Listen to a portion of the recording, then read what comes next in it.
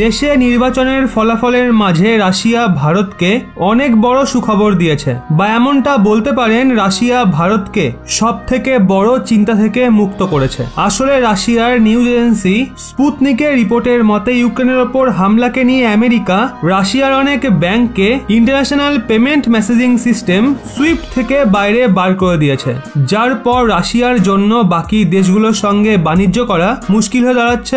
যদিও রাশিয়ার নিউজ এজেন্সির দাবি আগামী এক মাসে রাশিয়ার সমস্ত বাণিজ্যিক এবং পেমেন্ট মেসেজিং সিস্টেমের সঙ্গে যুক্ত সমস্যাগুলোর সমাধান হয়ে যাবে, কারণ রাশিয়ায় নিজের আভ্যন্তরীণ পেমেন্ট মেসেজিং সিস্টেমকে তৈরি করা হচ্ছে, যাতে কমপক্ষে ভারতের মতো দেশের সঙ্গে রাশিয়ার বাণিজ্যকে নরমাল রাখা যায়। কিন্তু তার আগে রাশিয়া ভারতের জন্য নিজের কাঁচা তেলের ভান্ডারের দরজা খুলে দিয়েছে।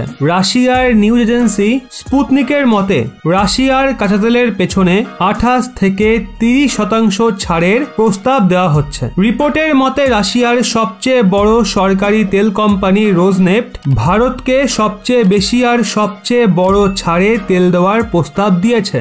সব থেকে বিশেষ ব্যাপার হলো ভারতকে এখনই রাশিয়ার থেকে কেনা তেলের দামও দিতে হবে না, কারণ আমেরিকান প্রতিবন্ধকতার কারণে পেমেন্ট কিভাবে দেওয়া হবে এটা নিয়ে এখনই কোনো সিদ্ধান্তে সহমত আসেনি। আর যখন কোনো সিস্টেমে সহমত তৈরি হবে তখন রাশিয়াকে পেমেন্টের ভোগদান করা হবে। এখন এক্ষেত্রে দেখা হলে রাশিয়ার এই প্রস্তাব ভারতের জন্য বৃদ্ধিপ্রাপ্ত তেলের মূল্যের মাঝে অনেক বড় স্বস্তির ব্যাপার, কারণ বিশ্ব বাজারে কাঁচা তেলের দাম আগেই প্রায় দ্বিগুণের আশেপাশে চলে গেছে। যদিও রাশিয়া বলছে আমেরিকান প্রতিবন্ধকতা এখন একটা অনেক বড় সমস্যা, কিন্তু নিজের স্বার্থকে বাঁচানোর জন্য ভারতকেও একটা মজবুত ইচ্ছা শক্তির পরিচয় দিতে হবে, আর ভারত এমনটা করতে চিরকালই সক্ষম থেকেছে।